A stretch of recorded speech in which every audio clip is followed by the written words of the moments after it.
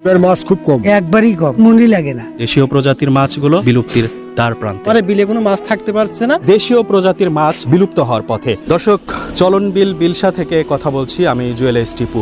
এই বছরে দেখা যাচ্ছে যে দেশীয় প্রজাতির যেই মাছগুলো আছে সেই মাছগুলো কিন্তু অনেকাংশেই কমে যাচ্ছে বলে অভিযোগ করছেন স্থানীয় মাছ শিকারীরা। তারা বলছেন যে দেশীয় প্রজাতির মাছ প্রচুর পরিমাণ আমদানি হতো ঠিক এই সময়টাতে, কিন্তু ইদানিং দেখা যাচ্ছে যে দেশীয় প্রজাতির মাছ প্রায় বিলুপ্ত হওয়ার পথে। প্রায় 300 জন এই রকম মাছ শিকারী আছেন যারা এই মাছ শিকার করেই কিন্তু জীবিকা নির্বাহ করে। আপনি এই মাছ শিকার করেন কত বছর ধরে? 15-20 বছর ধরে।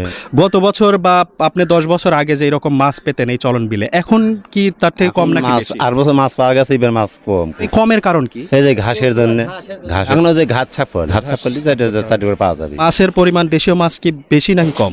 এবার দেশীয় মাছ খুবই কম। কেন? এই ঘাস কচু ধরে নাই জন্য মাছ কম। দর্শক, এই যে মাছগুলো দেখছেন এগুলো সবই হচ্ছে দেশীয় প্রজাতির মাছ এবং প্রায় 12 জন মৎস্য শিকারী মিলে অক্লান্ত পরিশ্রম করে ভোর 3টা থেকে চেষ্টা করে মাত্র এই কয়টি মাছ পেয়েছে বলে তারা আক্ষেপ করছিলেন। এভাবেই কমে যাচ্ছে চলন বিলের মাছগুলো। দেশীয় প্রজাতির মাছগুলো প্রায় এখন বিলুপ্তির দ্বার প্রান্তে। পান আসার আগেই ঘাস হয়ে যায়, হয় একে জাবার দেব ভর্তি হয়ে যায়, থাকে না, আমরা জালে খেয়ে দিতে পারি। এই তো এই কাটি আধা 1-1.5 কেজি হইতে পারে। 12-13-14 জন লোক আগে পাচ্ছি 3,000, 4,000, 5,000 এর মাছ, এলারা এক চান্দা সব বিভিন্ন মাছ। এখন ওই সব মাছই পাওয়া যায় কম, একবারই কম। মাছের চেংড়া মানে মনই লাগে না, উঠতে আসে না, জাল বাবার দিয়ে। মাছ খুব কম। এই কমের পেছনে কারণ কি? কারণ এই যে কচুরি পানা, বিভিন্ন ঘাস টাস দিয়ে বিল ভর্তি। সেই সঙ্গে যে চায়না জাল ফেলায় মাছের পোনা তো সেই আষাঢ় মাসের থেকেই মারিয়া শেষ করে দেয়, মাছটা অটোমেটিক কম হবেই। চায়না জাল দিয়ে সেই পোনার থেকে মাছ ধরেছে। তা বাদে এখন আবার বিলে মেয়েদের প্রচুর কচুরি পানা, চলন বিল একবারে ভর্তি।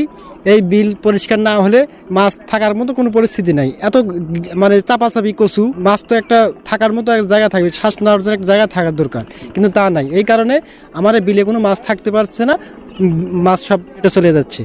চায়না জালটা উচ্ছেদ করতে হবে। তারপরে এই কচুরি পানাগুলি আগের থেকে যদি পরিষ্কার থাকে, এই ঘাস যদি পরিষ্কার থাকে, তাহলে মাছ থাকার জায়গা পাবে এবং এই মাছ আগের মতো ফিরে আসবে। আর এই কচুরি পানা এবং বিভিন্ন ধরনের ঘাসের কারণে মূলত চলন বিলের যে মৎস্য শিকারী রয়েছেন তাদের দেশীয় প্রজাতির যে মাছ রয়েছে সেই মাছগুলো কম হচ্ছে বলে তারা আমাদেরকে অভিযোগ করেছেন।